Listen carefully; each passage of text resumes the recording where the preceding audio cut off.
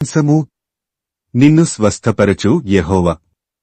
వాక్యము నిర్గమకాండము 15వ అధ్యాయము 26వ వచనము. మీ దేవుడైన యెహోవా వాక్కును శ్రద్ధగా విని ఆయన ఆజ్ఞలకు విధేయులై నడచిన ఎడల రోగములలో ఏదియూ మీకు రానియను. ప్రభువునందు ప్రియులారా, నేటి వాక్యమును ధ్యానించుకుందాము. ఆరోగ్యమే మహాభాగ్యము. తల్లిదండ్రుల అనారోగ్యాన్ని బట్టో తీసుకోవాల్సిన జాగ్రత్తలు తీసుకోకపోవడం వల్లనో ఎక్కడో నూటికో కోటికో ఒకరు తప్ప పుట్టే ప్రతి ఒక్కరూ ఆరోగ్యంతోనే పుడతారు. దేవుడు తాను చేసిన ఈ సృష్టిని అనుభవించడానికి ప్రతి ఒక్కరిని ఆరోగ్యంతోనే పుట్టిస్తాడు. అయితే మనిషి దేవుడిచ్చిన ఆరోగ్యాన్ని దేవునికి వ్యతిరేకమైన కార్యాలు చేయడానికి ఉపయోగిస్తూ దేవుడు మనిషిని ఆరోగ్యంగా పుట్టించిన ఉద్దేశ్యాన్ని గుర్తించక ధన సంపాదనకే తన ఆరోగ్యాన్ని వెచ్చిస్తున్నాడు. ఎంత ధనమున్నా, తెలివితేటలు, జ్ఞానము, హోదా ఎన్ని ఉన్నా ఆరోగ్యము లేకపోతే దేనిని అనుభవించలేరు. కోట్ల కొలది డబ్బు ఇచ్చినా నయం చేసుకోలేని జబ్బులు చాలానే ఉన్నాయి. మనుష్యులు దేనినైనా సంపాదించుకోగలరు గాని ఆరోగ్యాన్ని మాత్రం సంపాదించుకోలేరు.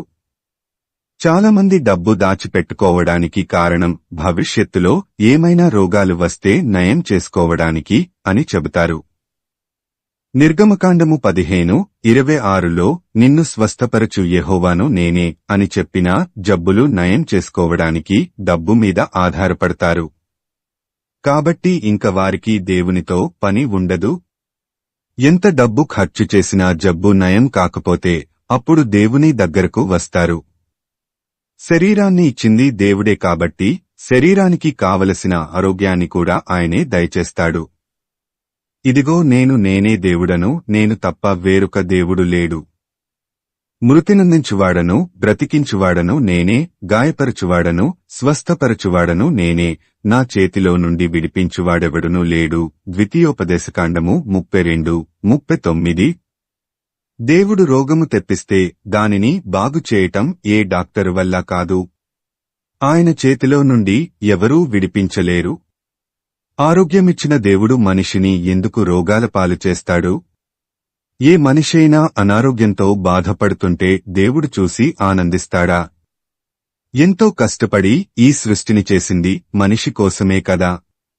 తన కోసం సృష్టించుకున్న మనిషి ఈ సృష్టిలో దేనిని అనుభవించకుండా రోగాలు తెప్పిస్తున్నాడంటే కారణం ఏమిటి? రోగాలు రావడానికి కారణం మనిషి అవిధేయతే. మనిషి వివిధ తంత్రములు కల్పించుకొని దేవునికి వ్యతిరేకమైన కార్యాలతో ఆయనకి కోపం పుట్టించి రోగాల పాలవుతున్నాడు. ఎన్నో అంతు చిక్కని వ్యాధులు ఈ లోకంలోకి ప్రవేశించాయి.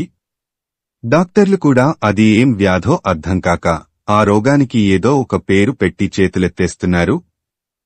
వైద్యశాస్త్రానికి మించిన రోగాలు నేడు విస్తరిస్తున్నాయంటే మనిషి దేవునికి ఎంత అవిధేయుడయ్యాడో అర్థం చేసుకోవచ్చు. మనిషి అవిధేయతను బట్టి ఈ భూమి మీదకి క్రొత్త రోగాలు తెగుళ్ల రూపంలో వస్తున్నాయి.